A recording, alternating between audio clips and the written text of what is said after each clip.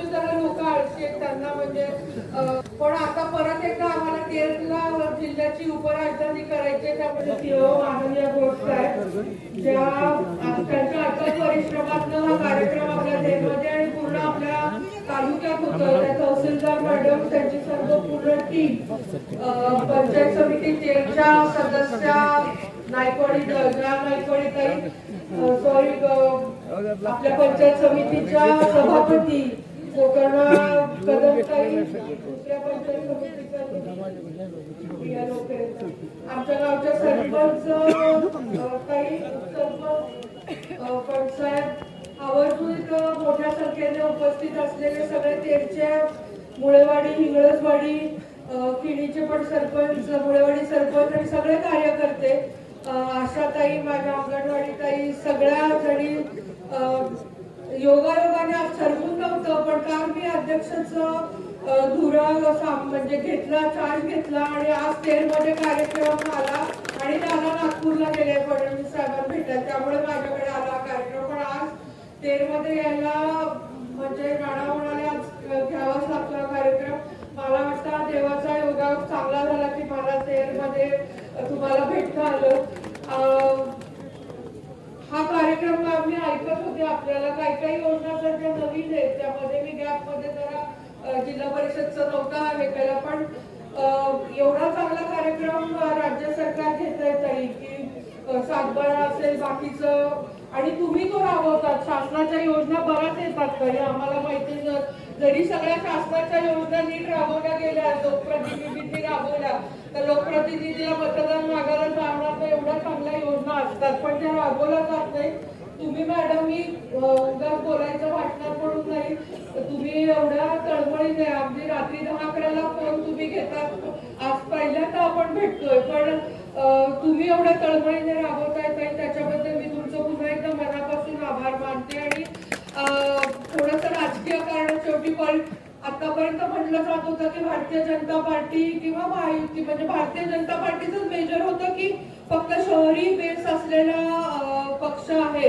पण आता गावापासून दिल्लीपर्यंत भारतीय जनता पार्टीचे आपल्या जिल्ह्यात तर मुळामाळा रोवली गेली आणि असे लोकाभिमुख कार्यक्रम आपण गावात येऊन या म्हाताऱ्या म्हणजे वयस्कर लोकांना गावात येऊन जर मॅडम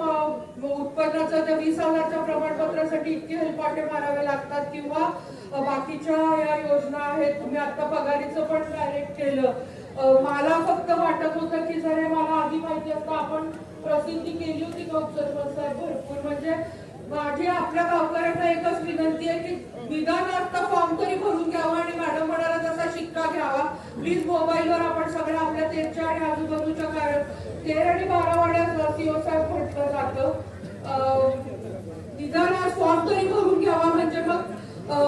मॅडम पुढे कंप्लीट करतील मी त्यांचा पाठपुरावा करेल. मॅडम आणि सीओ साहेब आपण दोघा म्हणजे असं डॉक्टर पद्मसिंह पाटील साहेब खूप वर्ष इथले मंत्री होते त्यामुळे आमच्या 13 आणि 12 वाड्यांच्या ते 13 आणि 12 वाडीचे पाटील होते त्याला अशी सवय नाही लागली मॅडम की ऑफिसमध्ये यायचं काय काम आपोआप तेरमध्ये कामं होऊन जायची बाप्पाची सवय थोडी तेरच्या लोकांना लागलेली आता बदलते म्हणजे पण आता परत एकदा आम्हाला तेरला जिल्ह्याची उपराजधानी करायची त्यामुळे माझी आपल्या दोघा अधिकाऱ्यांना रिक्वेस्ट आहे की आपण आमच्या तेर म्हणजे पूर्ण जिल्ह्याचेच आता मी अध्यक्ष आहे पण तेर गटाकडे थोडस सहानुभूतीने आपण आणि जास्त लक्ष आमचे जरा लोक आळशी आहेत त्यांना म्हणजे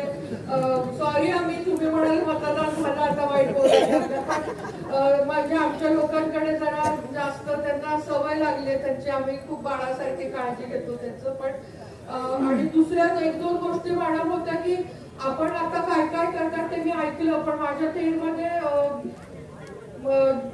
म्हणजे घरकुलचा जेव्हा विषय आहे तेव्हा आपण आता रेशन कार्ड पण अपडेशन करताय त्याच्यामध्ये रेशन कार्ड फोड करणं म्हणजे दुसरं घरकुल येतं हा एक मेजर विषय आमच्या तेरमध्ये कारण 75% गाव आर्थिक म्हणजे वसलेलं आहे 30 वर्षापूर्वी त्यामुळे त्याच्यासाठी जर काही करता आलं की आपण रेशन कार्ड फोड करून घेतली ताई म्हणजे आपलं आणि आपल्या मुलाला सुद्धा घरकुलसाठी आपण करू शकतो. आता ओपनचं घरकुलाचं आपल्या ऑनलाईन पण जेव्हा चालू होईल किंवा आता ओबीसी समाजासाठी आणि रमाईला तर काही टार्गेटच नाहीये त्यामुळे किती पण होऊ शकतं. आणि आता सीओ साहेबांनी सांगितलं ते क्षेत्र मी काल पण सीओ साहेबांचं अर्थसंकल्प या वर्षाचा झाला होता, पण तरी मी सीओ साहेबांना म्हटलं आणि मी काल प्रेस पण आले होते त्याच्यात की आता तुमचं विजन काय आहे. तर ह्या म्हणजे शाळा बाकीचं सगळं, पण मला मेजरली शेतरस्त्यांवर कॉन्सन्ट्रेट करायचं होतं माझ्या ह्याच्यामध्ये. आणि या योजनेचं जर आपण आणि उपसरपंच साहेब, सरपंच साहेब, आपण सगळे प्रस्ताव द्या